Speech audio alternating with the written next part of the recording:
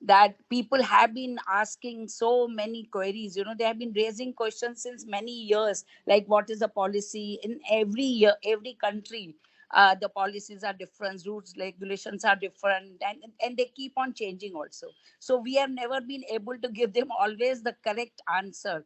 And today I think it is a right platform, Dr. Harshvardhan. I really appreciate that today you have tried to bring so many senior occupational therapists working in different countries all over the globe, and who will be discussing about the opportunities of occupational therapists overseas, and what are the policies, and whether you need the agents or not. And I'll tell you, these are the frequent, we say no, FAQs, the frequent questions always been asked by us, and we are never been able to answer them always correctly. So this is great opportunity for all the, I think, the participants who must be very much interested. And on behalf of All India Occupational Therapists Association and Academic Council, I really appreciate and wish you all the best for a successful event. And I'm sure it will be quite informative for all the people who have, all the seniors who have been sitting, and will definitely enjoy. So wish you all the best and have a successful event. Thank you. Thank you very much. And it's as I said, it's an honor to have you tonight. And well, tonight, because at my part of the world, it's around 11 o'clock, so at night. So yes, and yeah, I'm glad you said that, because when I was trying to get abroad, and simple things like, for example, police certificate, you can get in two ways. Either you can apply through passport office, or you go to local police station. I was in New Delhi, so I applied in local police station. I kept going to the police station for 3 months, and every day I had to go and sit there and come back. No one said to me that there is a shortcut process you can get through passport office in 48 hours or something. So these are the small things, which the barriers people face. And but it's and that was one of the motivations to have a session like this. And I'm glad our panelists, they have volunteered their time. I know they are all busy people, and it's a weekend. And I guess sometimes on the weekend you have got more chores and lists of work to do than on a weekday. At least I have that. So I'm thankful that everyone is here. We'll come to you, Dr. Joseph Sunny, who is Secretary of AIOTA. Uh, he would kindly share some of his thoughts by the end of the session. But before we get into our business of having this discussion, it would be good to have some kind of introduction of our panelists sitting here. And so what I will do is that I'll go through my screen, and you guys are so nice. Without even asking, you have turned off your cameras who are not panelists, so it's easier for me to find the panelists. And but don't worry, at the end we will have a time when we all can have our cameras on, so that I would like to see you all who are there attending today's session. So I'll go from my right hand side, and Shruti, you're the first one. And if you would like to introduce yourself, please. Thank you.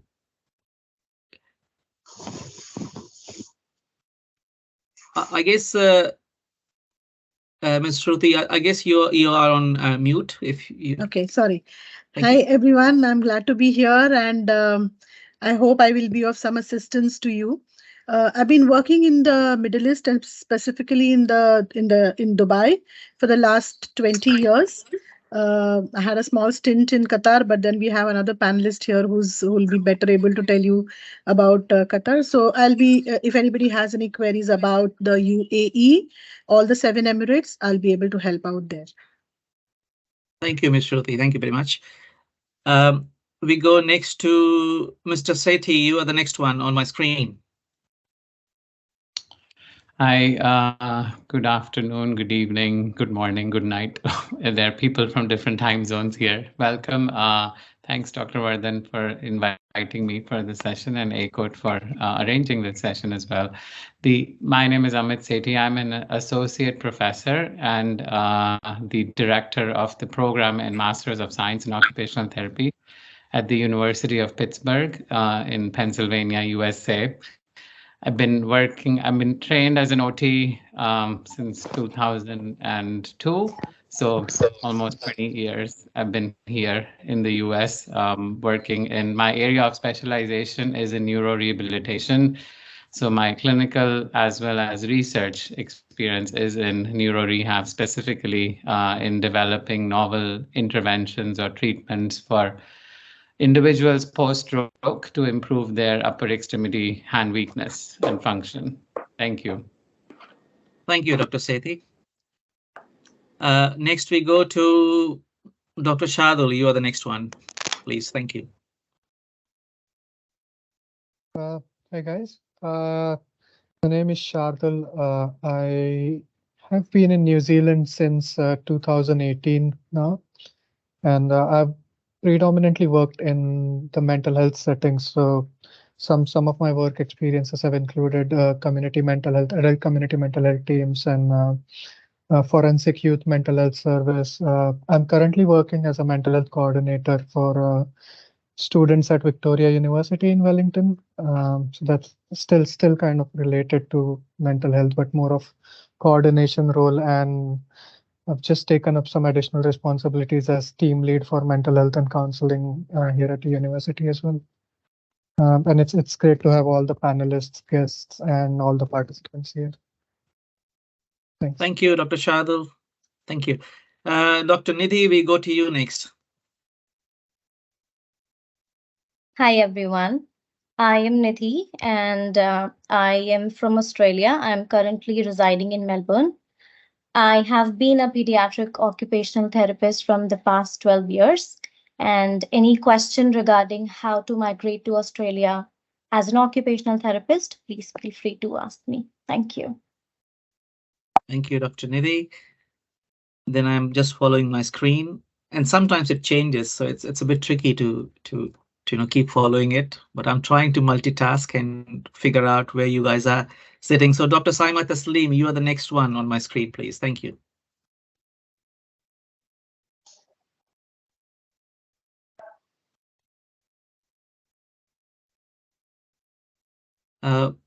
We can't hear you. I wonder if are you still there, Dr. Saima? Hi, sorry.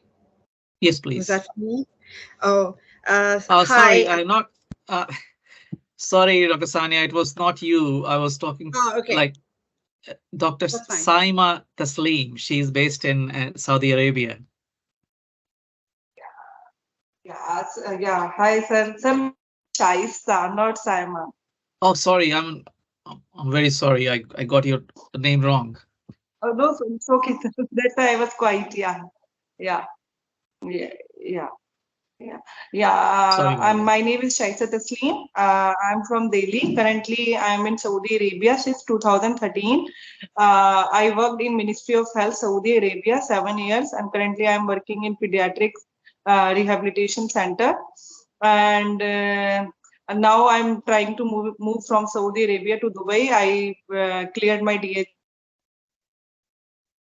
and I'm grateful to be a part of this panel. And I try to work as much as I can, be a part of this team.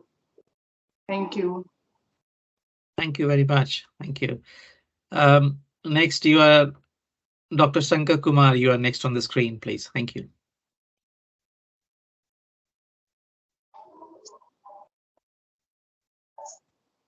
I guess you're on mute, so we can't hear you.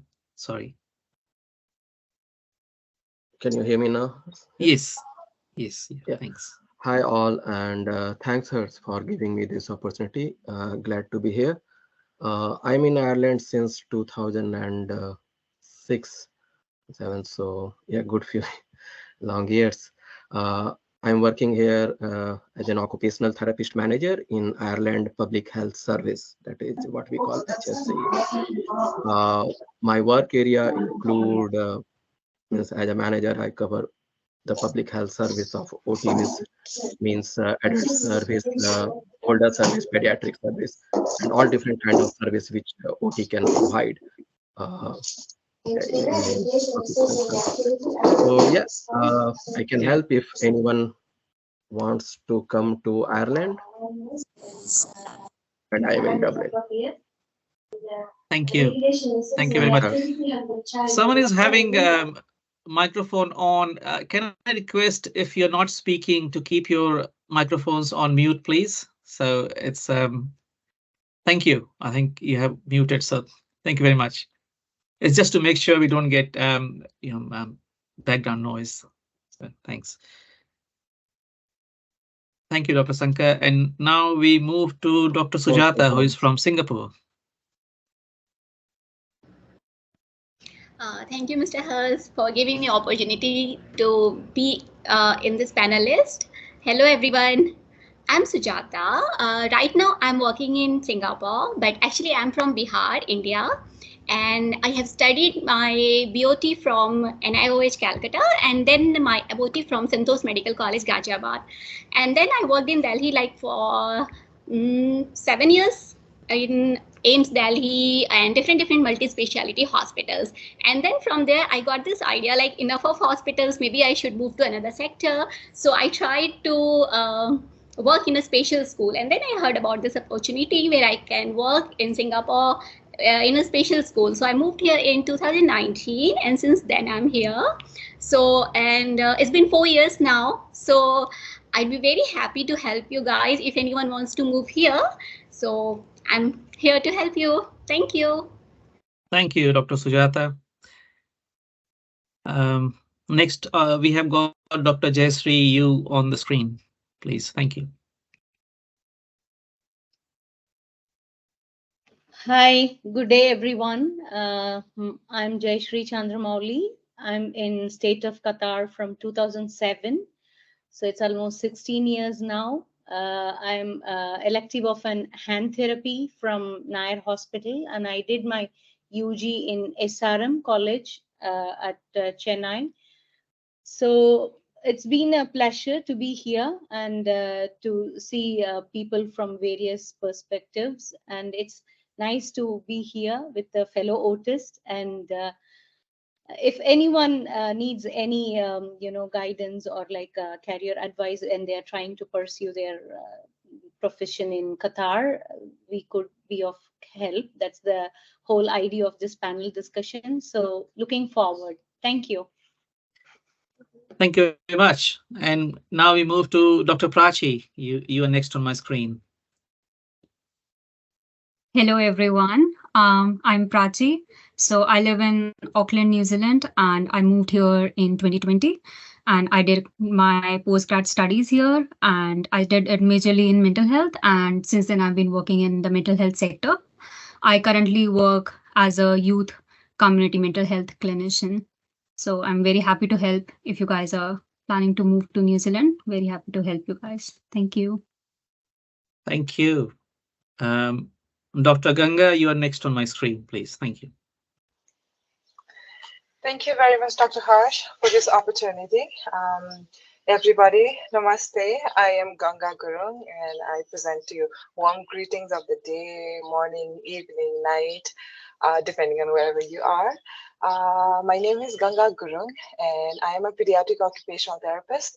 I am currently practicing in Kathmandu, Nepal. I completed my undergrad in 2019 from Indore Institute of Medical Sciences, Indore. After returning to Nepal, I established my, you could say it is Nepal's first occupational therapist owned OT practice. My work in the past 4 years of my practice here has been to increase occupational therapies visibility, our work, and have been advocating about occupational therapy with the government and WHO, which are major stakeholders of health in Nepal, as the Secretary of Association of Nepal Occupational Therapists. So if anybody has any query, if any Nepali citizens are here, I'm here to help, or if anybody would like to explore the beautiful country of Nepal, I'm here to help. Please feel free to throw me your questions. Thank you very much. Thank you, Dr. Ganga. It's also good to have you here today as Secretary of the Nepal Association of Occupational Therapy. So thanks for being here today. Next on my screen is Dr. Sania from the UK. Hello, everyone. My name is Sanya. I've done both my master's and my bachelor's from Manipal University. I worked for some time in Mumbai, and then in 2021, I moved to UK. I'm working specifically in the pediatric sector. So I'm working here as a specialist pediatric occupational therapist and also as advanced SI practitioner. So if anyone wants to move to the UK, I'll be happy to answer questions or help you out. Please do reach out. Thank you. Thank you, Dr. Sania. Dr. Joy, you are the next one on my screen. Hi everyone, my name is Joy Pahi. I'm currently working as an occupational health and safety compliance coordinator for waste management in Dunedin, New Zealand, but I'm a registered occupational therapist. I worked in India as a pediatric occupational therapist for 2 years, and then I moved to New Zealand in 2015. Um, I worked in community mental health services from 2015 till 2020, and then moved into health and safety. Um, I'm happy to help you guys if anybody is interested in moving to New Zealand. Happy to guide you in the processes, registration process, and etc. Thank you. Thank you, Dr. Joy. I think I've covered all of the panelists. If I have not, it has been purposefully. I have not done that. Please, sorry. Please raise your hand if you're a panelist and I have not covered you. And there's a big number, and I would have loved to hear from each one of you who are attending this session this evening. But due to time constraints, of course, I won't be able to do that. So sorry about that. But of course, we'll have many other opportunities to interact. So my name is Harshvardhan. I'm based in Wellington, and but tonight I'll be more kind of taking a neutral stance as chair of the session. I trained in Nirtar, Cuttack, and worked in New Delhi and worked for Delhi government, and then moved to Wellington in 2010. Worked as pediatric OT and worked through various roles. And one of those was being president of the OT Association in New Zealand, and then started to work for Ministry of Health. So currently, I'm program manager for population health programs, and I'm still a registered occupational therapist, and mainly spend my time as a registered occupational therapist, volunteering, mentoring, supervision, and what we are doing today, and being chair of the international chapter. That is one of my roles, and in as part of my day job, I lead the National Women's Health Services of New Zealand, and also sexual and reproductive health, fetal alcohol spectrum disorder action plan. So these are some of the things which I do as part of my day job. But I love being part of the profession and supporting it. And this is something which I have done all my life and would like to do in future as well. Um, our panelists have been quite humble, have not talked about the positions they carry in the chapter. So I would like to acknowledge we have got Dr. Jayasree, who is associate chair of the international chapter of ICAIOTA, and then we have got Dr. Nidhi Tanwar, who is secretary of the international chapter. Then we have got Dr. Shruti, who is a board member, and we have got Dr. Sanya, who is also a board member. And then we have got Dr. Shadul, and then Dr. Prachi, and Dr. Ganga, and Dr. Joy. Oh gosh, it's hard to remember everyone on the screen. I'm trying to make sure I don't miss anyone. Dr. Sujata, and they are all part of our what we call professional advocacy and representation committee. So our job is to look for opportunities where we can advocate for occupational therapy as a profession, not only in India but internationally. So and this is the committee which is today organizing this event. And my special thanks to Dr. Shadul and Dr. Prachi, who are project manager, project lead for this session, this event. So now, after this introduction, I think this was very important to know who we are and where are we from. I think the most important part, why we all are here today, and there's a big number. And I think in my experience, I'm seeing the biggest number ever of a session organized by international chapter. And I was having a discussion with our project leads, and I had said, at most we'll get 5 or 10% of people attending it. And I had said that I would love to be proved wrong, but tonight I'm proved wrong, because there are way more people I had expected to attend. So thank you all for being here, because without you, this session will be meaningless. So the next part of the agenda is basically about going around the table, and I can see someone is raising hand. I cannot. Sorry, who is? Okay. Harsh, it's Tapaswini Pradhan. Yes, please. I could unmute her if she has any Yes, questions. please. Yeah, please, if you can do that. I'm trying.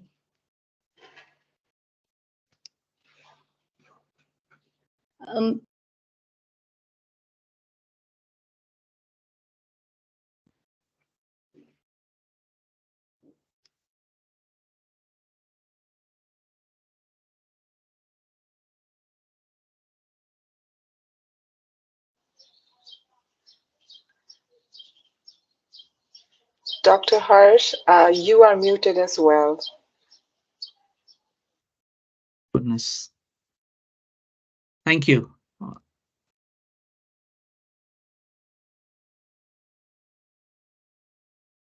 Hello. Yes. I'm from India. I have done my master in occupational therapy in developmental disability. I am a differently able person, but still I have worked more than 13 years in pediatric setup. But now the India government organization, especially SBNETA, are questioning about my therapy. So I want to move to America. So please help.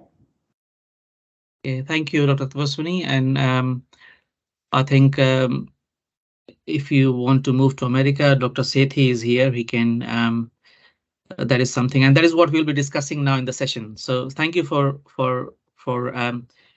raising the hand and talking to us. And of course, we'll be addressing how to move to different countries, and USA is a part of that. So thanks for that. So what we will do is that I'll go around the table once more, and this time I'll go like country wise. I'll try to again follow my screen, and sometimes the positioning of people on the screen changes, so I'll have to work it out how to make it happen. So to begin with, we have got, I'll start from the left side of my screen. So Dr. Jayashree, we have got you on the screen, and I know you are from Qatar. So what is the registration requirement in Qatar, and what about the job? And can you talk a bit about that, please? Thank you. Thank you, Harsh. It's actually recently we have, I think 2012, we have implemented the licensing and the verification requirement. Earlier, when I started my career in 2007, it was not there. But when people started coming in from multiple countries, the verification of their education was becoming a problem. So the Department of Allied Health Professional, they call it as DHP, Department of Health Professionals. That's the agency which is responsible for providing license to any medical practitioner and allied health professionals in Qatar. So your education and your professional experience and your character, if you have like your conduct certificate, everything will be verified. And there is a site. So if you look into Department of Allied Health Professionals, so there is a step-by-step guide in the website of Qatar. So you have to follow that, and you have to submit the application and wait for the verification. And if there will be any queries, it starts with the personal identification, conduct certificate, education, and everything, blah, blah, blah. So once step by step things are verified, they call it as data flow. Data flow is the company which does this, the software. So it will be, you will be notified that your license has been provided, and it is a cycle, ARCOIL cycle of 2 years. So you have to accumulate enough CPD points, 40 points for direct practice and another 40 points in indirect care. So to renew your license at the end of the 2 year. So this is the process. So first, once your license is verified, your employer would hire you, you can start working. Then after that, every 2 years, you have to renew it. So you have to be keep on pushing yourself to attend continuous professional development activities. And then you can apply it for renewal. So once your CPD points are verified, it will be automatically renewed. And at the time of your termination or your resignation, the ministry would ask for a verification from your place of practice, whether there has been any complaints or any conduct issues happening. So then you will be given a certificate of good standing wherever you're leaving or you're moving to another country or something. So even from your own country, like from India, I think ICAIOTA provides it, conduct certificate. So it's required as a part of a verification process to work in Qatar. Yeah, thank you. Thank you. I just have, it's good to get an overview of how things work there. I had a few queries, and one was like, how easy is it to renew things in 2 years? Is it too difficult, or it's kind of a paperwork you need to do, or just want to get some thought on that?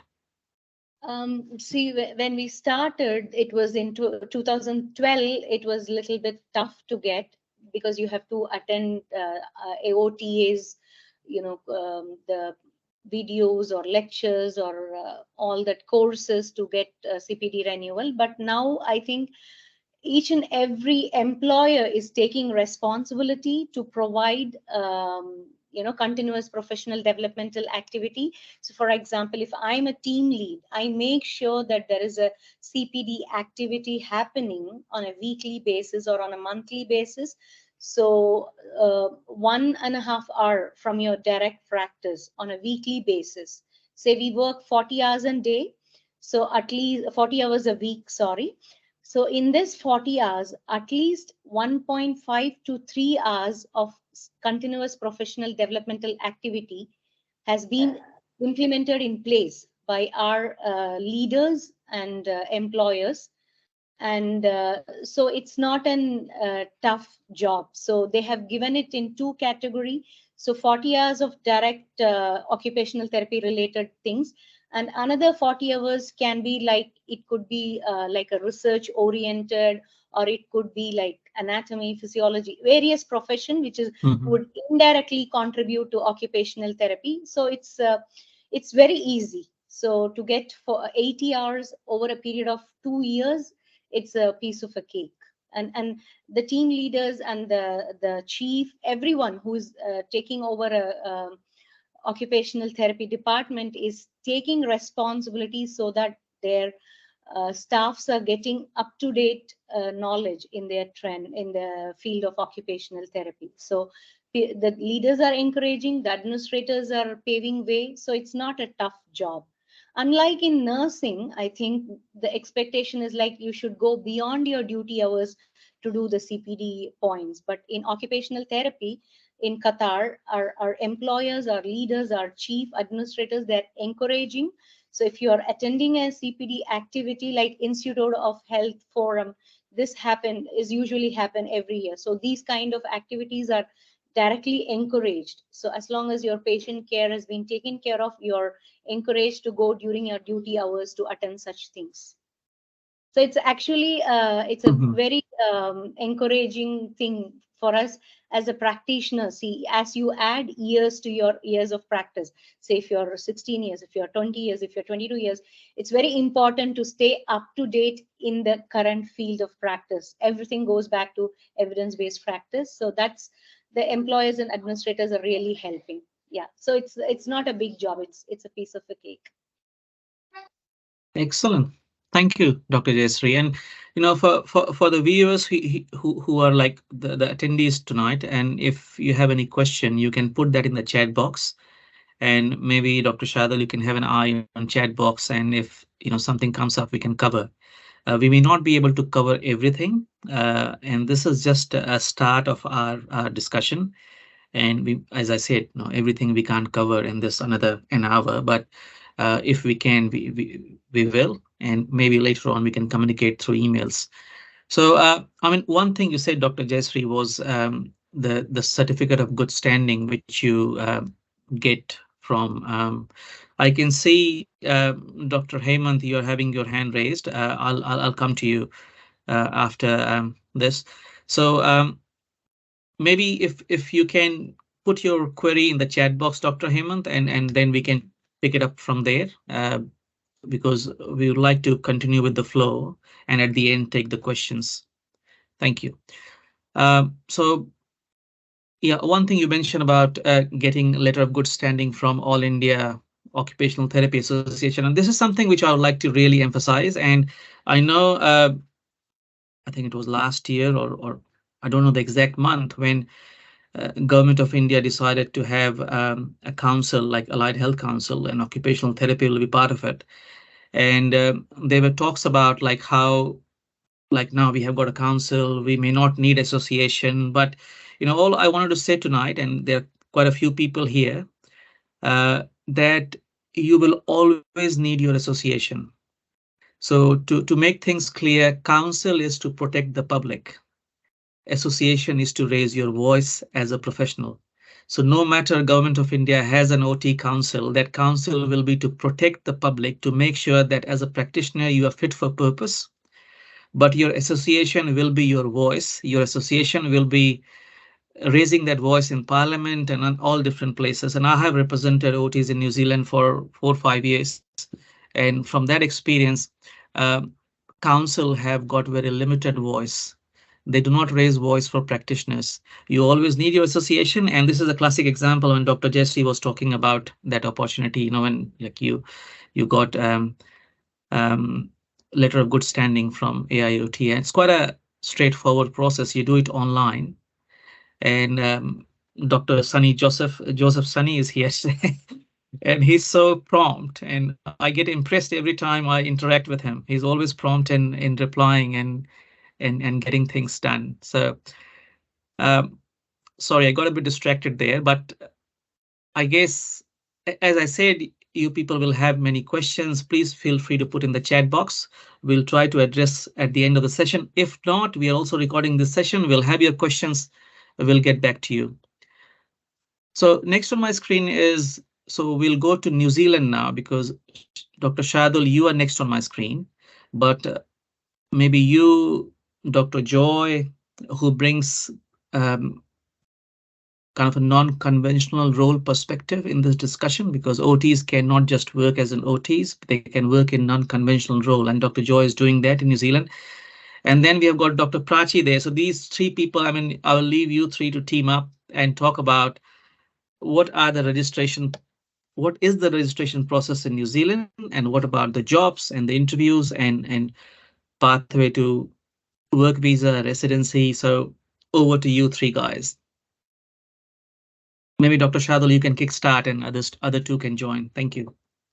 Yeah, definitely. I mean, the registration pathway is quite clear, and it has been kind of reframed by the OT board in the past couple of years. They've tried to make it a bit easier. So as far as I am aware, that there are no examinations to be taken. That there are basic requirements in terms of 5 major competencies which are required for you to practice OT here in New Zealand. So some of them are related to your professional knowledge, some of them are related to your cultural competency. As some of you might know that New Zealand is predominantly a bicultural country where you've got New Zealand European culture and Maori culture. So they expect you to have some basic knowledge of these cultures to practice as an OT. So some of those competencies may include knowledge around these things. Uh, but I think Joy and Prachi can add on to those things a bit more as to registration, because I got mine 6 years ago, so I'm still a bit rough on that parts. But in terms of unconventional OT roles, I think I can talk a bit more about that, because Yes, please. Yeah, talk about that. Yeah, thank I you. have never practiced as an OT per se in New Zealand. So, I mean, I've used OT principles in whichever roles I have been in. So I basically worked in, as I said, I worked in community mental health settings, adult community mental health settings, where I've had roles of predominantly care management for people with mental health disorders or conditions who are living out in the community. So it was mostly using OT principles, but being in these different roles and how you can apply some of those principles or some of those models when you carry out assessments or interventions when you're working with your clients. In my current role, I think I've got a more of a coordination role. So it's engaging with internal and external stakeholders at the university uh, alongside seeing clients. So that's a bit of a step up in the role which you might have to take as you progress through your career. So currently my role involves dealing with teaching, non-teaching staffs across the university, helping them identify mental health concerns and how to make appropriate referrals to us so that we can provide mental health care and well-being to students who are studying at university. It also involves linking with NGOs and other hospital settings and arranging for appropriate mental health care for students. So I mean, it's a lot to cover, but these are some of the roles that I have been in, and I don't want to take a lot of time for myself. So I'll probably hand over to Prachi or Joy to talk a bit more around their roles in New Zealand, and Yeah, if they've got additional information on registrations.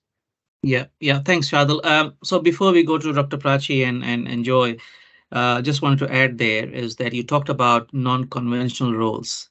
So and this is what I wanted to just put it out there for you all is in uh, I have worked in India, and one of the challenges when you're working, especially for government in India, is that you reach 30 years and that's the ceiling. After 30, most of the government jobs are closed. I still remember me being 27 or 29-year-old and sending this message to Delhi board that, look, I'll be hitting 30 next year. Can you tell me what has happened to this exam which I had given? Because after that, I will never get a government job. So what happens when you move abroad? That ceiling is not there in many countries. Most of the OECD countries, that ceiling is not there.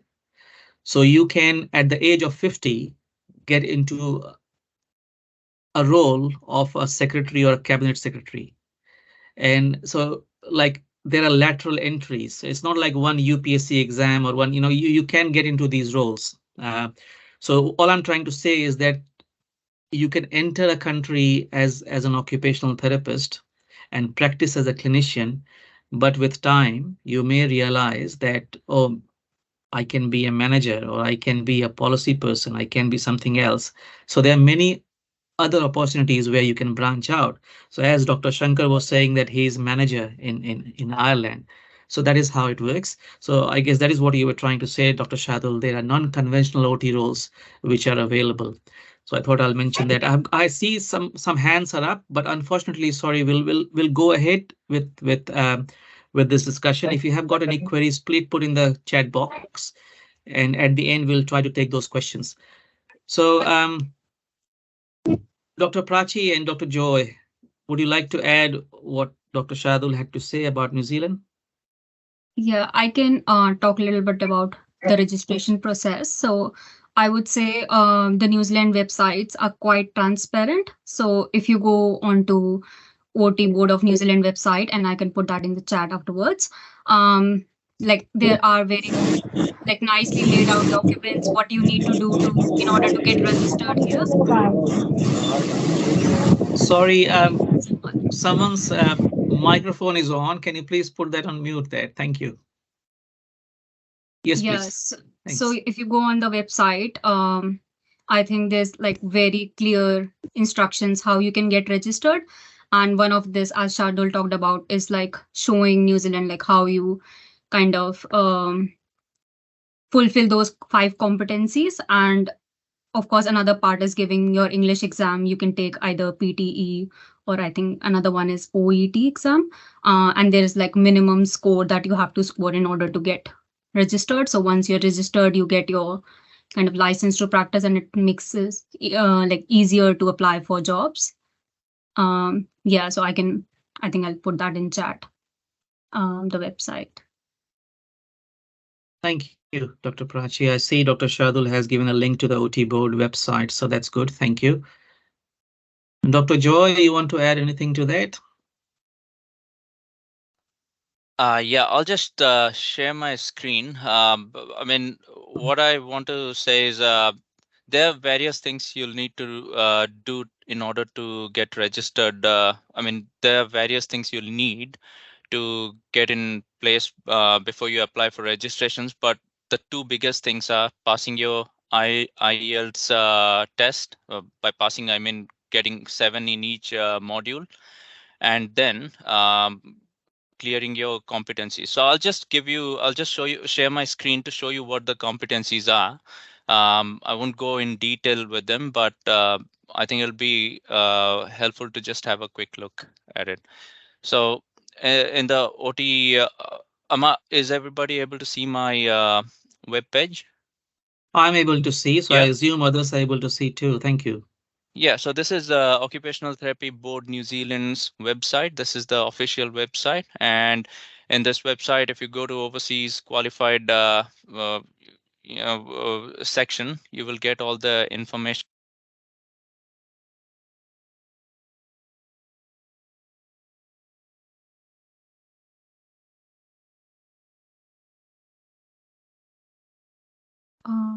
You're on mute, Joy. On Sorry, mute as well. So can you please unmute yourself here? Yeah. So if you go to the competencies here, you can see there are five areas under competencies, and each area has sub points. What you need to do is you have to think about examples from your from the work that you have done to prove that you meet all these sub points or points under the competencies. Each competencies, for example, says here use a range of communication and active listening strategies with people receiving services. So I mean, this is a simple one. Say you have to just say that how you communicate with your clients regarding you know meetings, booked meetings, or progress that they're having in therapy, etc. So you just have to think of examples and write under each of these points. So that this is basically what competencies are. But other than that, yeah, rest of the information you can get on the website that I just showed. Thank you, Dr. Joy. Thank you. If you can unshare that, then we'll have our main screen back, please. Thank you. I just wanted to add that New Zealand and Australia have got a trans-Tasman agreement. So if you are registered in New Zealand or you're registered in Australia, you can automatically qualify for registration in the other country. So like if you're registered in New Zealand, it takes 2-3 days to get registered in India and registered in Australia and vice versa. So we have got that Trans-Tasman agreement. So important thing to keep in mind. I think the main thing is to begin with, to have your English IELTS, or these days they do OET 7 at least, and then you have to give examples of from your practice. And if you think you can make up stories, and it's because the assessors there, they're quite intelligent, they'll be able to figure out whether you have actually practiced or not, and they do referee checks as well. And if they're not satisfied, they will ask you to appear in exam, and it can be like you may need to visit New Zealand and sit in exam. So you get provisional registration, and then they will assess you. And if your supervisor will say that no, this person is fit for purpose, then after 6 months to 1 year, they will provide you permanent kind of registration. So when I registered, it was way time long back in 2010. I had no idea how it works, and I did not know anyone here. I just put examples there and sealed the paper. Went to a mandir in Munirka in New Delhi, and I thought, that will work. And unfortunately, it worked. But after that, what they have done is they have lifted up the game. They have given more guidance to people who want to register.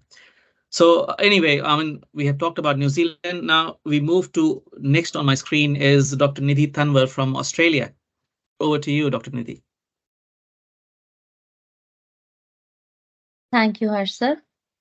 So I will walk you all through the process of registration as an occupational therapist in Australia.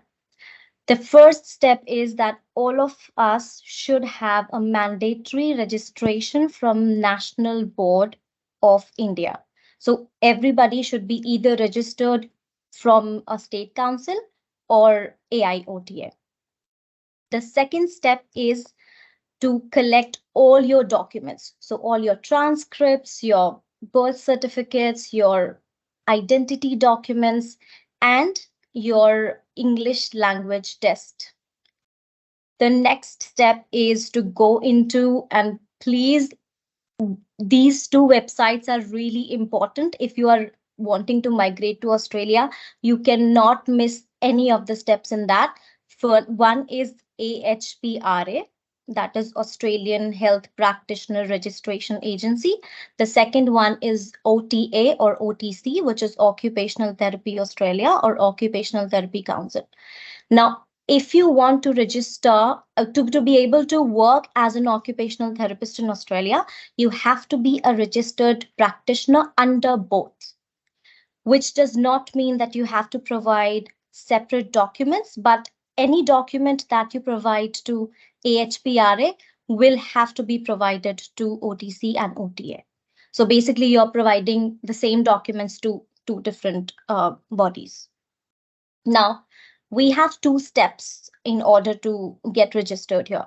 The first step is desktop assessment, which is also known as initial assessment. The second step is supervised practice audit. For initial assessment, you can actually get your initial assessment done while sitting in India. All you have to do is, and I'll paste those links here. All you have to do is go on the websites. Everything is pretty clear. Everything is very, very transparent. But please go stepwise. So the step one would be filling a form, submitting it to APRA. In that form, you will have list of heaps of documents actually.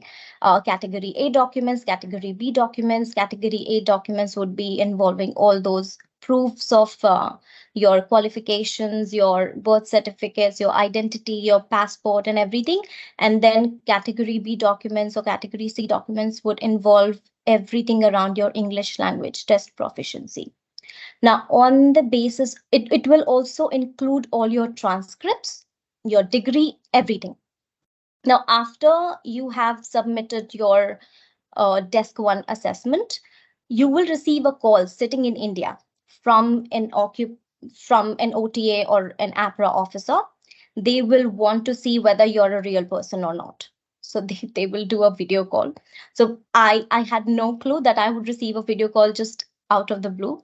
And so just make sure that whenever you're applying for Australia, you will receive, after you have applied for stage 1 assessment, you will receive the call any time in the next 1 week. So So plan your trips and everything accordingly.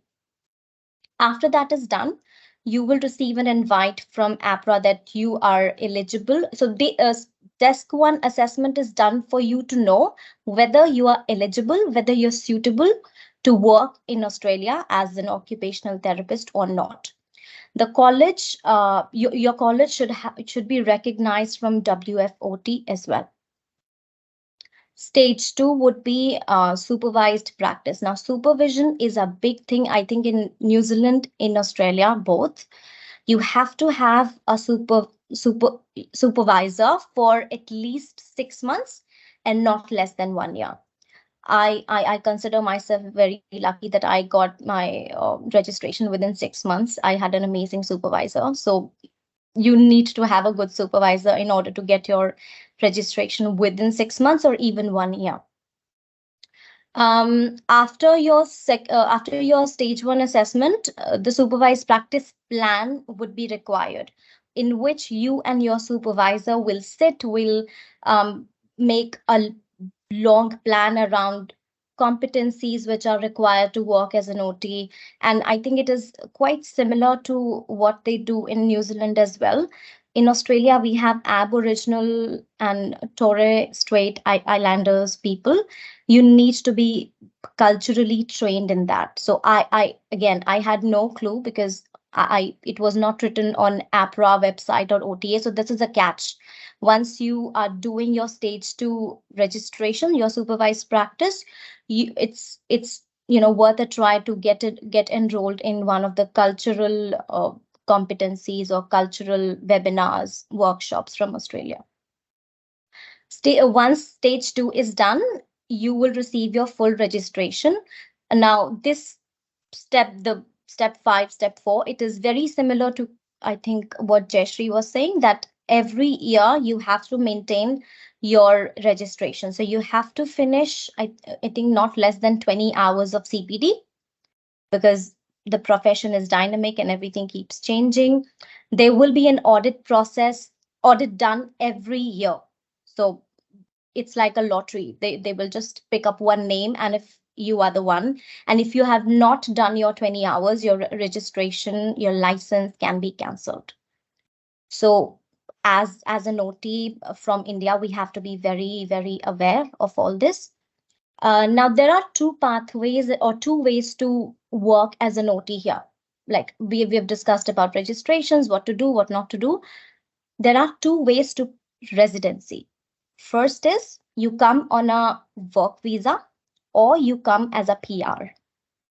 PR is permanent residency. I'm sorry if not everyone knows. For a work visa, you need to have a sponsor. So the company that you interview for, they should be able to sponsor you to come here and work. Now, the sponsorship could be done for 2 years or 3 years or 4 years. And there is a pathway to PR then. If you come on TSS 482 work visa, which I was on, you have a pathway to PR directly. But it has a catch. You have to be with the same company for at least 3 years in order to qualify for the PR. You can get a job sitting in India, but again, there are two ways to do that. The first one is you do it yourself. You visit Seek, you visit Jora, you visit Indeed. I can again share the names of all these sites in the chat box after I'm done talking. Or you can actually go through a recruitment consultant. Now, going through recruitment consultant is an easier process, and that is absolutely, my personal opinion. You can, if you want to try, you can try by your own way. You can go to Seek, Jora, Indeed, etc.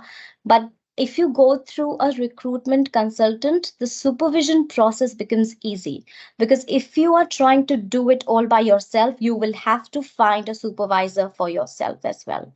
And you'll have to pay for that supervisor separately because it will be charged per hour 1 week for 1 week. And you have to do it for the next 6 months and 1 year. So it's always easier because it'll be a new country. The dynamics would be different and everything. So it'll be one less thing to worry about. Yeah, I think that's all. If there is anything else which you guys want to know, I'm happy to help. Yeah, Dr. Nidhi, thank you very much for that. I mean, you have, it was a very good explanation step by step, and you have given a good account of user-based experience, and congratulations for getting your supervision condition um, removed in 6 months. It was not just the awesome supervisor. I think you would have done really well because it Thank you. takes a while to get it done. I mean, I see some of the questions I'm watching in the chat box, and one of the things is that is masters required for New Zealand? It is not required, but what about Even Australia? Is it compulsory? no, master's is not required for Australia as of now. Bachelor's is Yeah, required, but your college should be registered. Your college should be under WFOT. absolutely, and that means the college should be affiliated by All India OT Association. So again, coming back to it, what is the significance of AIOTA in India? Anywhere you want to go abroad, you have to be a member of that because you know, in fact, you remember when your college is affiliated, so it's all interconnected. Thank you very much, Dr. Nidhi. And of course, I see there are some chat box. They want to have links to website and all. One thing I wanted to add is that post-pandemic, what has happened is all these OECD countries, they have opened their doors. They're desperate to have people. So if you are if you want to move abroad, this is the best time. Now, having said that, one thing actually I wanted to say right at the start of this session. In this session, we won't be comparing two countries. We won't be comparing India with other country. We won't be comparing New Zealand with Australia or Qatar with USA because we are not here to do that. This is for you. You take the information with you tonight and you sit there and you think what are the pros and cons. So, for example, when I wanted to move, for me, I did not.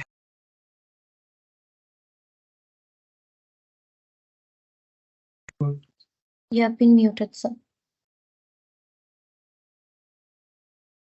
It's quite frustrating. I don't know how I get muted every time. I don't know how it works, but I don't know how much you have listened. But what I was trying to say is that it's so what I wanted to preempt at the start of this session is in this session, we won't be comparing two countries, not comparing India from other countries, not comparing, say, New Zealand to Australia or USA to Qatar. We are not here to do tonight. I know as an aspirant who wants to go out, you would like to know which is better, which country you would like to move. We want you to go today with all this information and then figure out yourself what is important to you. For example, when I wanted to move, for me, time was more important. I did not have time with me. I had not done masters. I did not have time to do masters. I wanted to go to a country which can take me without masters. I wanted to go to a country which can give me residency and give me some certainty for me and my family.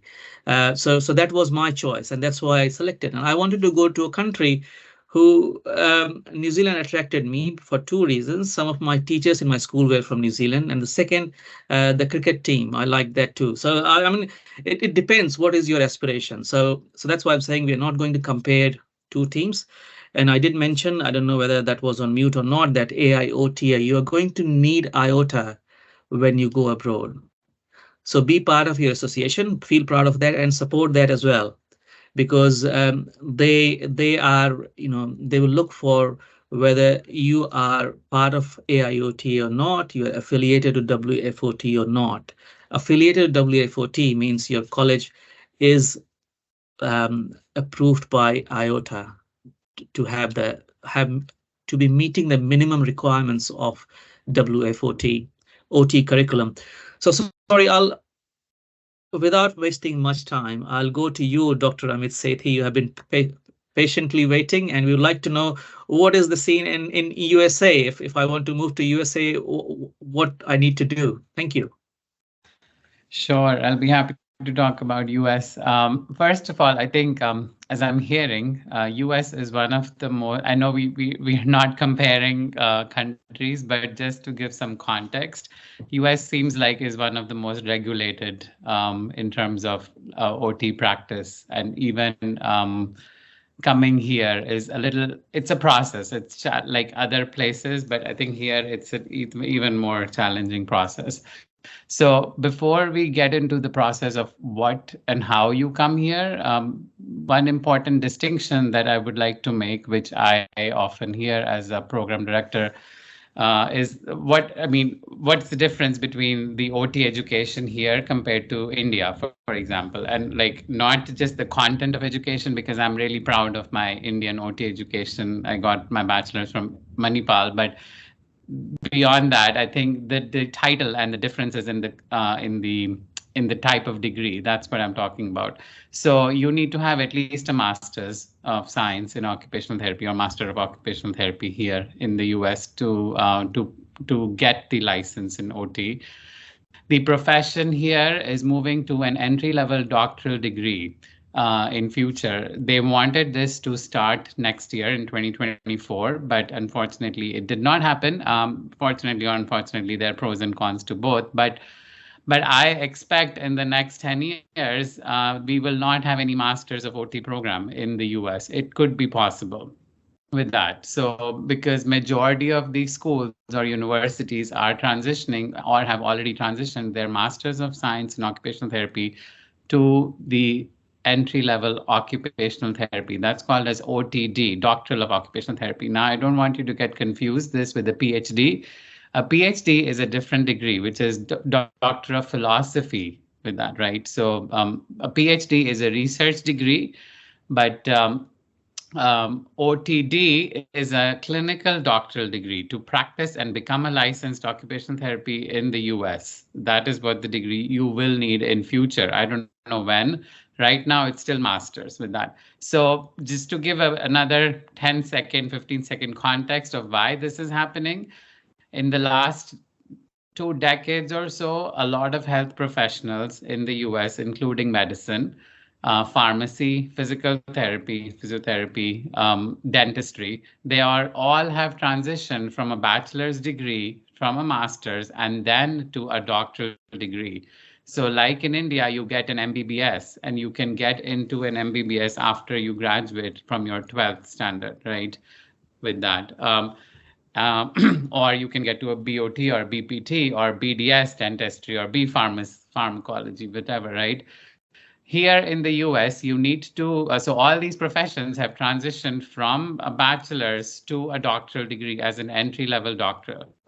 And so in order to meet the demand and the pressure from other healthcare professionals, the OT profession has also switched or is in the process of transitioning to doctoral as well with that, just to give you that context. Okay, so so what do you need? So they want you to have a bachelor's degree in some field, okay, and then you pursue a master's degree or a doctoral degree after that, clinical doctoral with that, right? So I am, as I mentioned, I am a faculty at the University of Pittsburgh here and an associate professor, and I'm also the director of the Masters of Science program here. And when you are looking, so the best way to get to US, if you want to come here, is hands down to come as a student here to study your master's, okay? Pursuing a path to come from a visa perspective from work, as Dr. Nidhi Tanwar was saying, there's an option to do the like a work permit visa, right? Like for Australia. Similarly, there is a process here in the US also, but it is challenging. It's going to be very time consuming. The success rate is trivial, in my opinion, on that, because as there are plenty of job opportunities, no doubt about that, in multiple settings here. But the main thing will be to get to the US and get to pass the board exam here for occupational therapy, right? So the best way to come here would be to come as a student. And right now, so again, when you're selecting a program to come here as a student, what you need to keep in mind is you're looking for a post-professional program, okay? Not a program that is an entry-level program, because people coming from Nepal or India who we have here as guests here in the for today's session. You already have a bachelor's in occupational therapy. Okay, so entry level meaning you already are like an occupational therapist. You don't want to repeat that degree, so you want to come here as a post professional. Okay, so right now there are 5 or 6 universities only in the US which are offering this post professional Masters of Science in occupational therapy, and University of Pittsburgh is one of them, and I am the program director for that. Okay, it's a 30 credit program, which means it's a 9-month degree program that I direct and supervise. So the cost for this program is about 50,000 US dollars. That's just the tuition I'm talking about. And then you have to think about, okay, what is going to be my living expenses and other things with that, right? So if you if you come here and pursue your Masters of Science program, and there are different universities out of these 5, 6, you can select any university which fits your needs. But the outcome of that will be once you have a master's degree, you are now at least at the level of master's that you can then take the exam, right? So, so the requirement to pursue or become an occupational therapist in the US is you need to pass an exam, which is administered by the National Board of Certification for Occupational Therapists, which is NBCOT.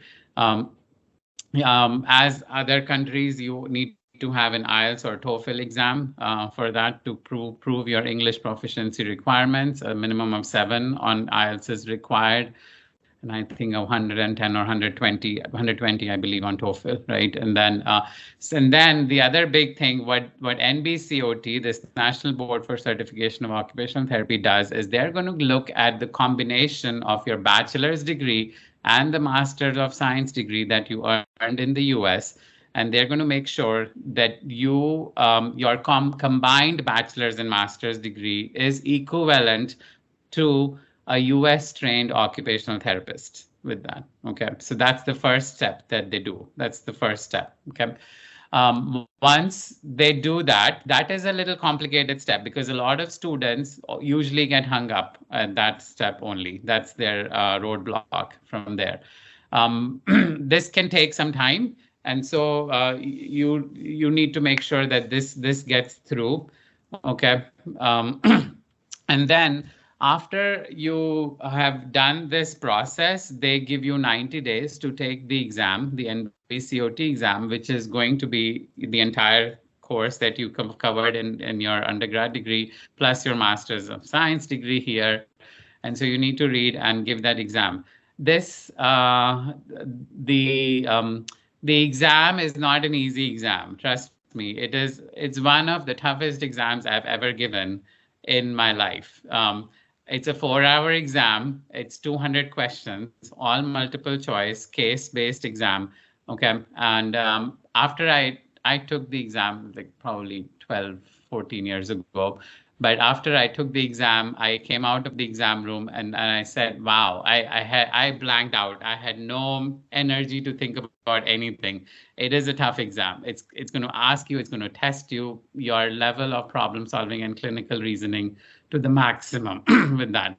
And students coming from India really struggle with this exam. Okay, if you are directly coming without doing a master's here in the US, okay, you could do a master's in India or Nepal and then come here. The main reason why students struggle is because in India, our curriculum is designed to test a lot of practical application, but not the clinical reasoning in terms of multiple choice questions with that. We are exposed to writing long essay type of questions, right, in our examinations with that. Here, on the other hand, no one has the time to grade as many long answer questions with that. And so they're going to test you on these very crisp and very nicely written and tested and validated exam questions, which students usually struggle if you are not used to reading between the lines in a question and answering that. So when you join a master's program in the US, you are trained take these test strategies, because all the exam questions that you will be doing in your Masters of Science or in Occupational Therapy in the classes, they're going to be pretty much multiple choice questions. So when you spend a year or so in doing a master's year, you get exposure to that, right? So that's the advantage of doing masters here. And your success rate to crack that exam is going to be very high. Okay. Once you pass the exam, that's not the end. There are 50 states in the US. And so in the US, it depends where you want to practice, right? Each state has their own licensure examination. So when you are, so you get two credentials. So like my credential is Amit Sethi, PhD, OTR/L. So OTR is once you get the R after OT if you pass the NBC OT exam. That means you're registered now with the Board of Occupational Therapists in the US. After you have registered for that, now in order to pursue an employment or work in any state, you need to get licensed in that state. Like you get a driver's license in a specific state. Similarly, you need to get licensed for occupational therapy to practice. So then you have to apply to that state. Some states have another exam also to pass, but those exams are not tough. They're usually the laws, the healthcare laws for that specific state is what they're looking for. It's also usually an open book exam majority of the time where you can see and answer questions online also. But there is a process for that, right? So once you get the exam for the state, then you basically have the L. So OTR/L, that means now you're licensed in that state. So I'm licensed in the state of Pennsylvania here, for example. And you can easily transfer your license from different states, from one state to another, if you choose to move to another state later on, okay? But that is in a nutshell, the process of coming here to the US. It's a little complicated compared to some other countries that I'm hearing, but that is what it is. Thank you. Thank you. Yeah, thanks, Dr. Sethi. That was, I think, thanks for your honest kind of assessment of what needs to be done, and I think it's good for our participants tonight to hear that firsthand from an experienced person like you. And you have made your mark in United States as an academic and a researcher. So I guess I saw some of the chats they were asking about, can we connect with the panelist? Can we connect with on LinkedIn? Look, I'll be a devil's advocate here. It will up to the panelists to decide whether they want to connect with you or not. And I'll respect their privacy and what they want to do. They have signed up to be on the panel tonight, but they have not signed up to be your mentor or stay in touch with you all the time. If you have got any chat, this may sound a bit unusual, but I'll be honest here.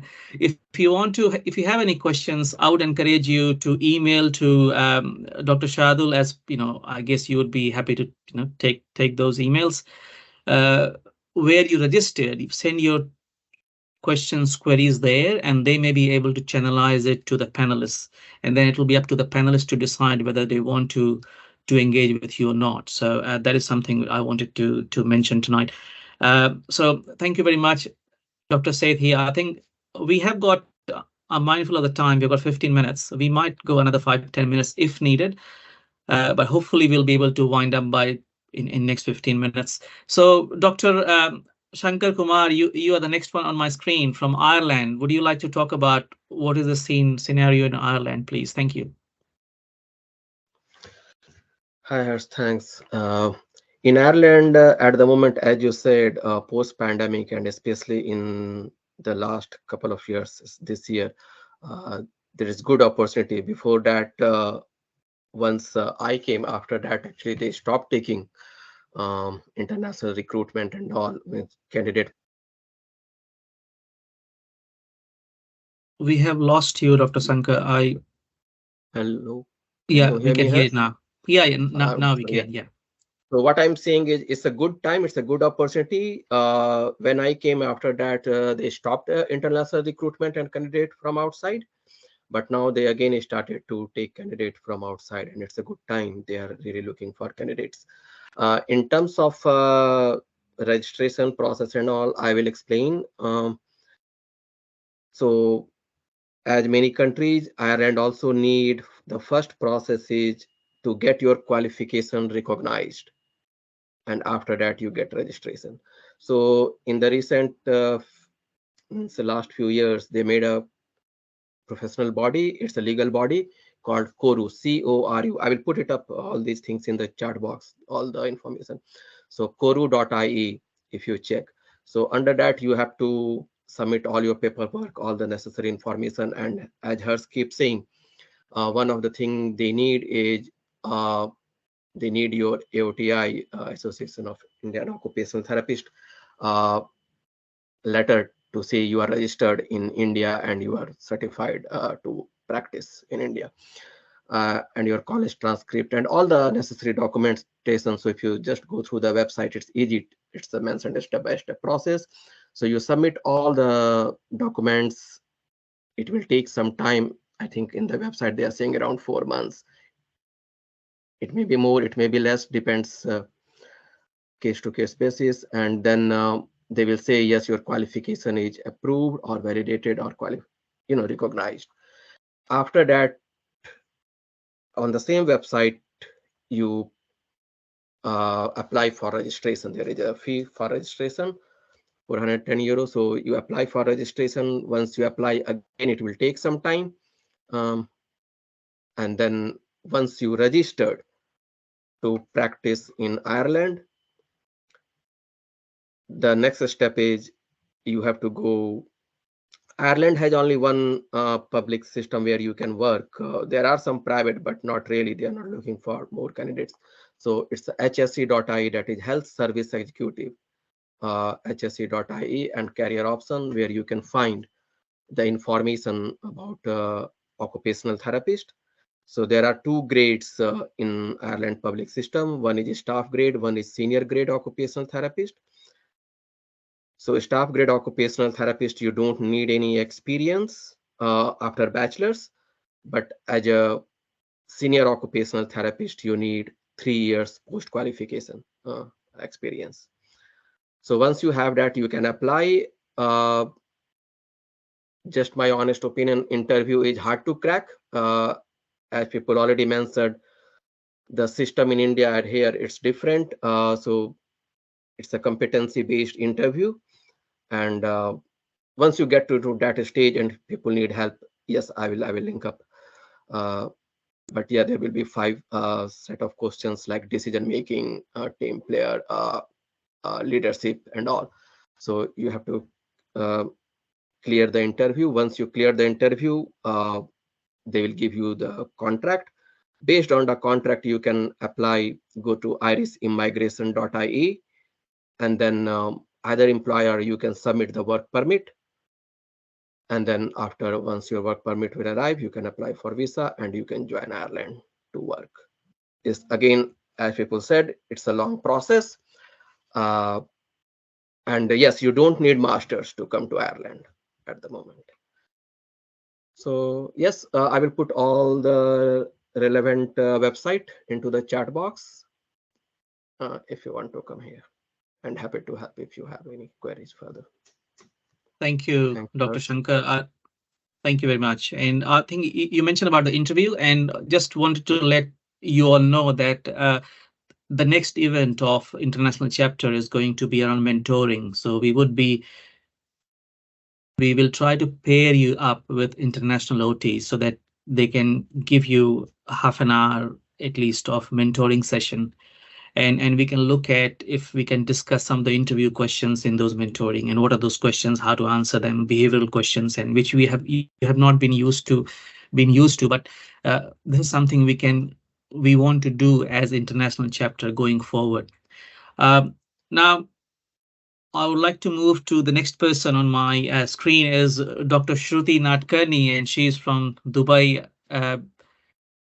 Shruti, if you want to. Yeah. Hi, everyone. So let me start on a different note here. I think Jayashree missed mentioning this. So I would like to say that Qatar and Dubai and all the Gulf states are tax-free as of now. So that's the advantage of our salaries here. Now for UAE, which is the 7 Emirates, We have two licensing exams, DHA, which is Dubai Health Authority, which stands for Dubai only, and HAAD, which is the Health Authority of Abu Dhabi, which goes for all the other Emirates, including Abu Dhabi. So the 6 Emirates will take HAAD and Dubai will take DHA license.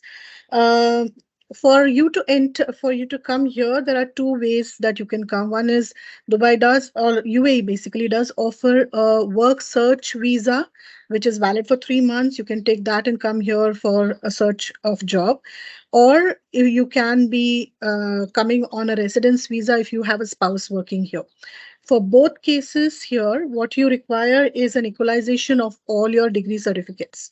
This is through data flow, and data flow is universally used in all the Gulf countries, not only UAE. So all the certificates have to be equalized. So before equalization, every certificate has to be authenticated by your university wherever you are. So the university, you have to send the original has to be authenticated.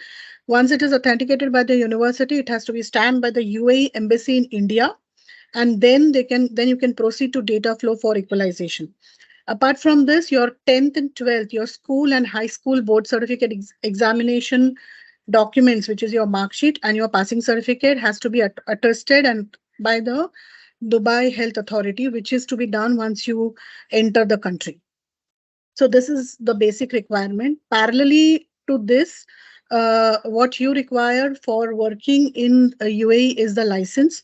Both are exams. They are online exams. Multiple questions, multiple choice questions are given.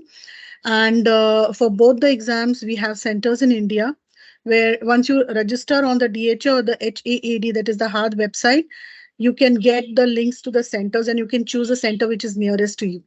You can give your exams from there. Once you clear the exam, you're not eligible to hold the license.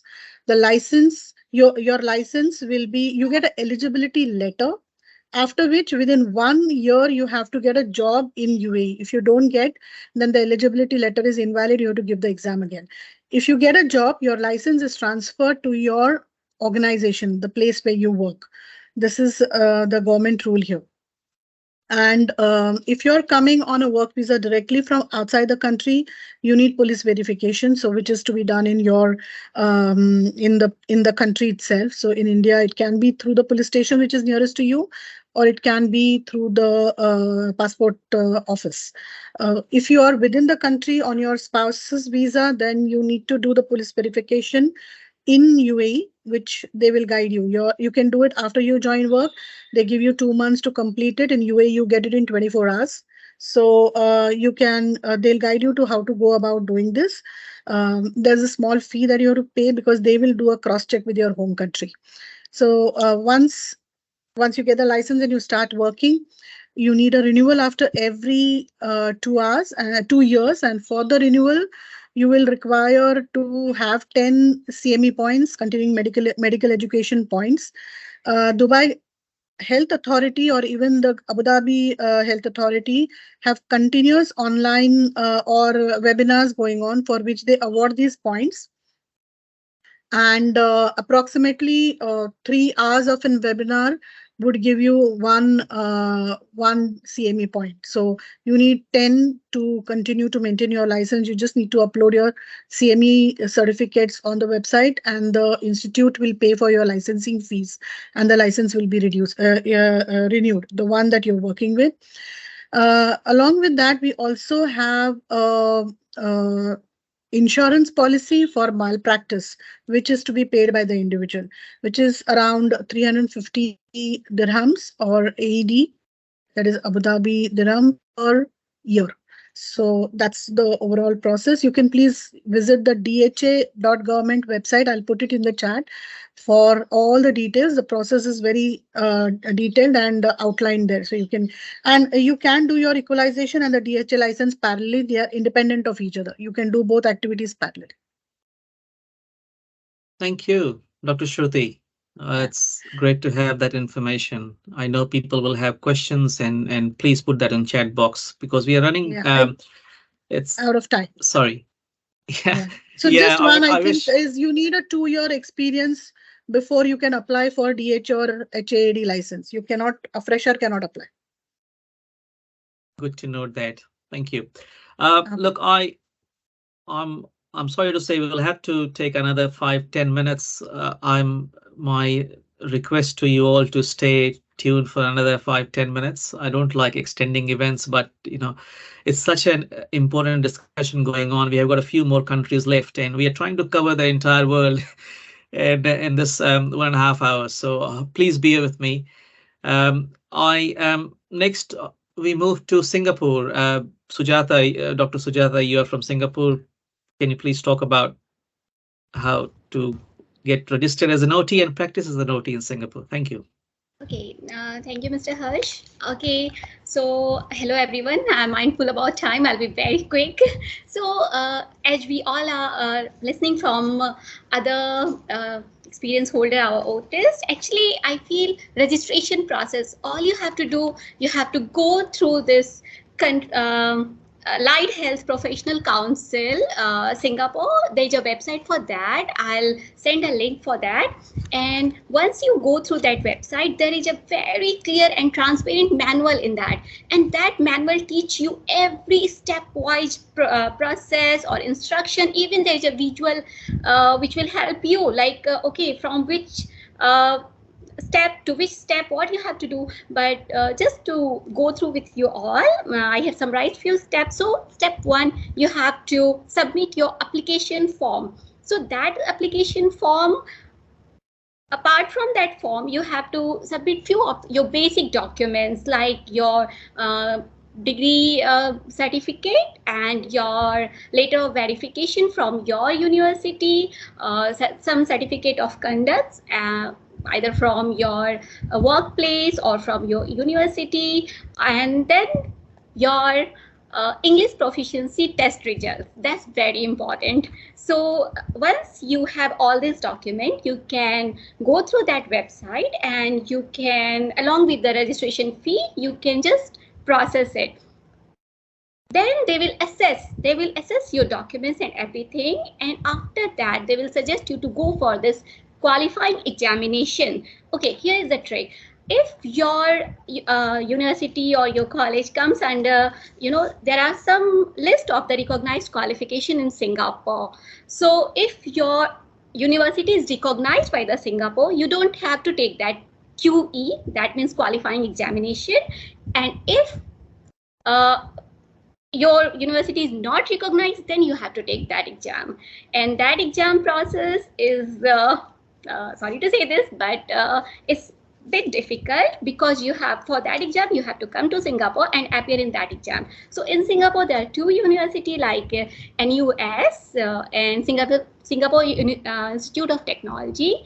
These centers conducted these 2 exams, and then you have maximum 3 attempts. If you can qualify in that, it's very good. If not, then maybe another country. So yeah, so for that, once you have this results of QE, then you have to submit your result to, again, this Allied Health Professional Council in Singapore. They will go through everything, and then after that you have to also look for a job in the meantime, because they need your letter of employment. Because here in Singapore, the supervision part is very strict, because so far I have heard like 6 months or maximum 1 year. In Singapore, for foreigners, it's a 2-year supervision time. And no matter how much experience you are, either you are master's or bachelor or experience holder, you still have to go through this 2-year supervision period. They will always take you as an entry level therapist, and then after going for 2-year supervision period, then you will get your license, like fully registered license. So yeah, you have to go through all the steps, and I'll send the link of this particular website. And if you have any other questions for me, I'm ready to help. That should be all from my side. Thank you. Thank you, Dr. Sujata. It was very helpful to know about Singapore. I moved to Dr. Ganga. Are you still there from Nepal? Yes, I am. Yes, please, if you can talk about how OT is doing in Nepal, and if someone wants to practice there, what that person will need to do. Thank you. Sure. Firstly, thank you very much to all the panelists who have been dedicating their time to provide such succinct procedure of getting registered in various countries. Now, one thing that I think I should first provide a little bit of background about occupational therapy in Nepal. Since occupational therapy is at a very nascent stage in the field of healthcare in Nepal, it has, although the first OT service was started by an expat, British expat back in 1985, it took us almost 35 years to be registered as an association. In 2022 is when Association of Nepal's Occupational Therapists got officially recognized. And currently, there are only 9 occupational therapists working in Nepal, and they've been serving in various fields of like pediatrics and spinal care and also neuro. So, you know, we are a very little bunch. So the regulation that comes with the practice of occupational therapy is also not as strong as we have been hearing from the countries before Nepal. So I will just take you to the process, simple. And currently it is not very hard for anyone if they want to work, gain experience in Nepal, because a lot of foreigners from France, from OTs from Britain, America, they like to come and serve in rural parts of Nepal as their, you know, as either their missionary services or, you know, for experience of working in a low middle income setup.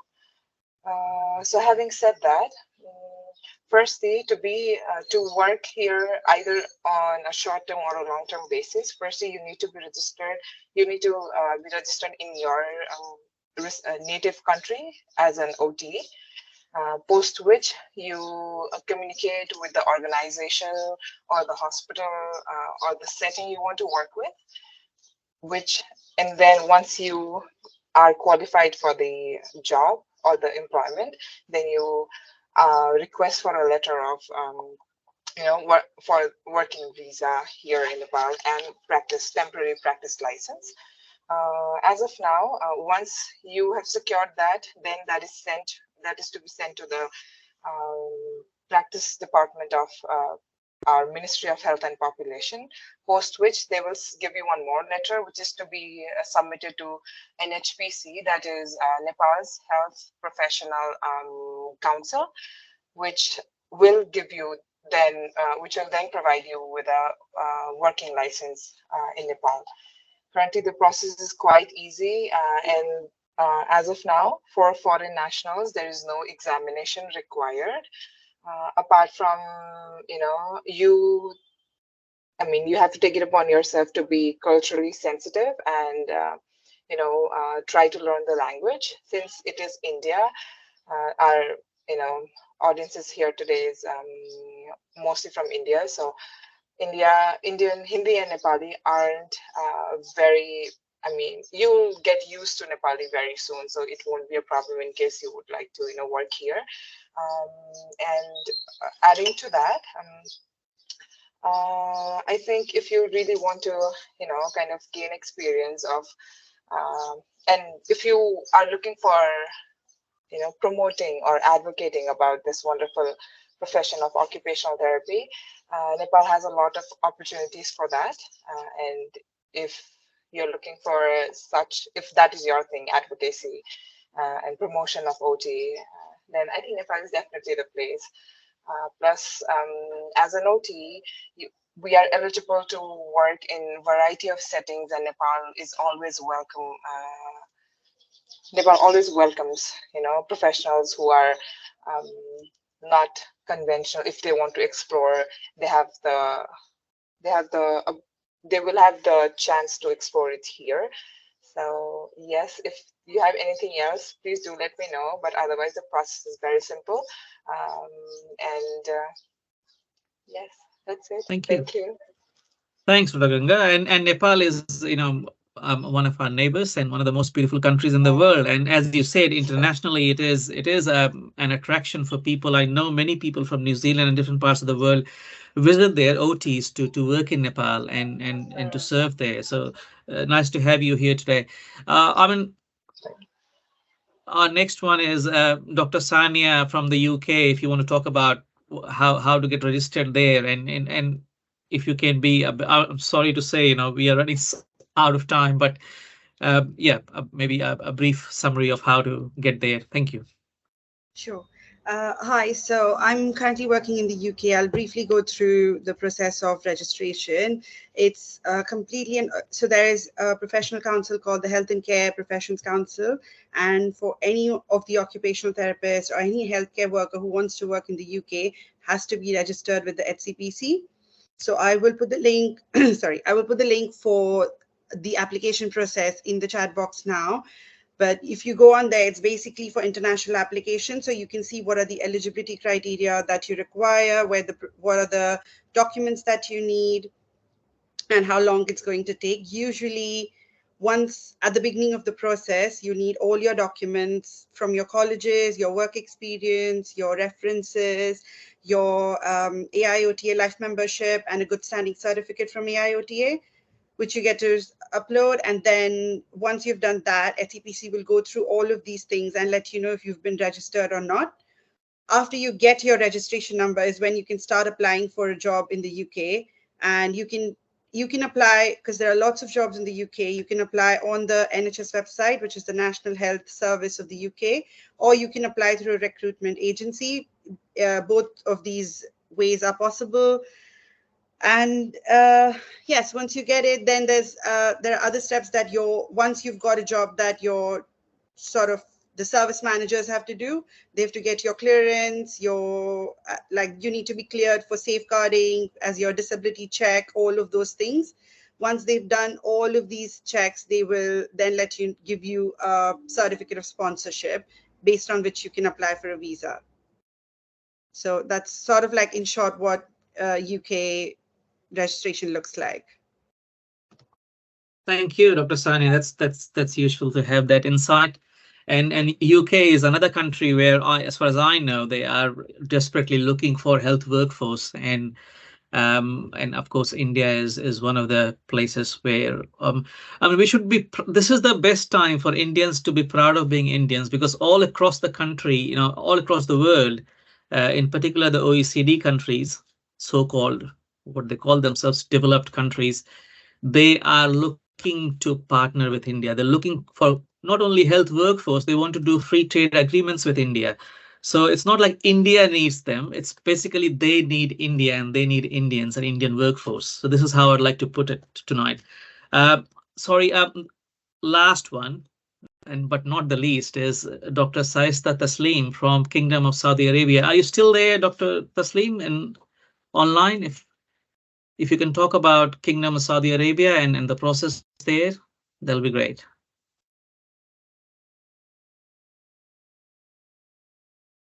I think she has dropped out, and I won't blame her. We are running late. We are running out of time. So anyway, so I mean, what I will do is that to conclude, I won't take more time. So as I was saying, this is the best time to move abroad, but it depends on what you value, what your aspirations are. If you want to stay in India, that's one of the best countries in the world, and our roots are in India, and it's you don't have to move abroad. But if you want to move abroad, and if you want to see what is working out there, I think this is the best time to do it. And as I said, from health workforce wise, I'm involved in health workforce development in New Zealand. And this is a time when not only Indians need other countries need Indians more. They're desperate. They want to have workforce. So this is the best time to move. And if you're thinking to do that, and when it comes to which country to select, we have heard from all of the panelists, you have to select what are your aspirations. Do you have got time? Can you give more time to certain things? Do you want to move to a country which gives you quick residency, or you want to move to a country which gives you a tax-free income? do you want to move to a country where you want they will give residency not only to you, to your family, but also your parents? So all these things matter. So when you're selecting a country, be mindful of these things as well. It's not just about getting a job and an OT and a salary. You have to think about what happens 10 years down the line. You may be bachelor now. After 10 years, you will have, you won't become grandparents, of course, but of course you can very likely become a parent. So you have to think all these things. Which country offers free education? Which country offers free healthcare? And so all these things matter in the big scheme of things. I'm sure our panelists will be available to you. As I said, I cannot guarantee and I cannot give their email addresses or LinkedIn addresses to you, but reach out to them. Find them on social media. It's not hard to find people on social media these days. And if they feel okay with that, they will connect with you. They will guide you. Our next event will be more around mentoring. So thank you very much for coming here tonight.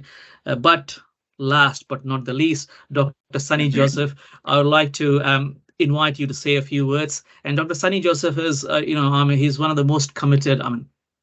Not one of the most, but he is one of the committed. Like there are many other committed as well. Um, um, Executives of AIOTA. And so, Dr. Sunny, would you like to say a few words before we conclude, please? Thank you. Yeah, thank you, Dr. Harshvardhan. I hope I'm audible. Yes, you are. Yeah, it is actually, we myself and Dr. Harshvardhan, we were discussing about this couple of months before, and Dr. Harshvardhan is actually doing a great job, and there is no wonder why we have given him 2017. The IOTA has recognized him as a Young OT Achiever Award from our association. And we have a Dr. Jyoti Abhijlani, Dean Accord. I think she is very busy because a lot of new OT colleges are coming out. So she is having a busy schedule. Other panelists and my dear friends, I think this online webinar is actually need of hour. Many of the therapists are trying to go abroad, and we should also remember that we are also in short of therapists in India. So, and since I am there, I'm doing the license verification from IOTA. I get a lot of queries. Dr. Seth said, the least application is to US and the most is to HCPC, the UK. And the second country is to, I think, to Australia and Dubai. I think last couple of months I have signed nearly 203 applications to UK. So I have the statistics. Maybe next session I can show the statistics. So I think this session actually is going to give a lot of opportunities for the OTs going to practice in abroad. I think we should continue this discussion, and IOTA can give a lot of support on this. Maybe in our website we can give a lot of information regarding this. And any of the panelists, if they are willing to mentor and if they are willing to give their email address, definitely we can support. And maybe we can upload this video also in the YouTube channel. We have in IOTA has also got a YouTube channel. And one thing I want to say is IOTA gives good standing certificate and license verification only after 6 months of continued membership, because many people they take membership and the next week they apply for a license verification, which is not possible as per the IOTA's policy. 6 months is mandatory because we cannot give an application sign only before 6 months. I get a lot of pressure from many of the candidates, and I also get pressure from the employers from different part of. Last week I got a call from Ireland, and I used to get call from even Middle East saying that this particular candidate is eligible, they have cleared the exam, kindly give them the good standing certificate because they are in short of therapists. So that is very difficult, and we are trying to give the maximum service as soon as possible. Now the license verification and the good standing certificate process is through online. We don't have to go to the bank. Earlier they're supposed to take DD. Now everything is through online. But only thing is we won't be able to give queries. We won't be able to give too much of answers through the WhatsApp. So many people they're expecting us to give the answer through WhatsApp. So try to reach us through the email. So be a little patient. Some of them they have a lot of queries. So I know we are running out of time. So I congratulate this international chapter, especially Dr. Harshvardhan and his team. And Dr. Jayashree was actually studying with me in SRM in Chennai. So we used to communicate. So I also congratulate the other members. Some of them I know, I don't know them personally. And thank you all. Thank you very much, Dr. Joseph, and thank you once again, Dr. Bijlani. I'd like to quickly go to Dr. Shardul to give a concluding word of thanks, and then we'll conclude from there. Thank you very much. Thank you. So, firstly, a big thanks to the president of IOTA, Dr. Anil Srivastava. I know he couldn't be here today, but he did convey his best wishes for us to go ahead with this. Also, big thanks to Dean of ICAIOTA, Dr. Bijlani ma'am, for your encouraging words to get us started and for your continuous guidance all throughout these years. Big thanks to Secretary of IOTA, Dr. Sunny Joseph. Like you've just said how important it is for IOTA to provide all the necessary support for students who pass out of colleges and who wish to go abroad. So I think a big thanks to you for providing some clarity and guidance for us. Also, thank you to Chair of ICAIOTA, Dr. Harshvardhan, for kind of guiding us through this process, for being there when me and Prachi, we as project leads, needed a lot of help and support from you. So thank you for that, Dr. Harshvardhan. A big thanks to all the ICAIOTA committee members as well for spreading the word, for being there, and for helping me and Prachi to get through this project. And I'll pass on to Prachi to do the later half of vote of thanks, because I know she has had a big say in these things as well. Yeah. Thank you, Shardul. So I just want to thank all the panelists for sharing their invaluable experience and knowledge about the registration process and about how to move to this particular country. And thank you so much. That's been so much valuable in our today's session. Last but not the least, thanks to our participants and attendees. And I think it's your enthusiasm and your curiosity, and that's why we are holding this session today. And if you continue to show this curiosity, we will hold many more sessions for you guys. Thank you, everyone. I will pass on to Harsh sir if you want to add any concluding remarks. Thank you. I'll just clap and thank you very much, everyone. And sorry we exceeded the time, but have a nice rest of the evening, and see you again later in our future events. Thank you. Bye bye. Yeah, Harsh, and also I'm inviting only for the next IOTA conference in Cochin, Kerala, in India. We are conducting the 61st annual national conference. Absolutely, and I'll be there in person. So I'm looking forward to meet as many looking forward to meet as many of you as I can. So see you in Kerala conference, and see you, Dr. Sunny, Dr. Bijlani, and all others. Thank you. Thank you. Thank you. Thanks a lot. Thank you very much. Yeah. Bye bye. Thank you. Bye bye. Bye bye. Thank you so much.